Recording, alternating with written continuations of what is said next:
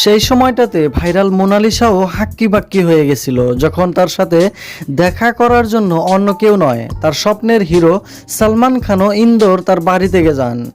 দুজন একই শহরে থাকেন, সেজন্য মনের ফুর্তিটাই একটু অন্যরকম ছিল।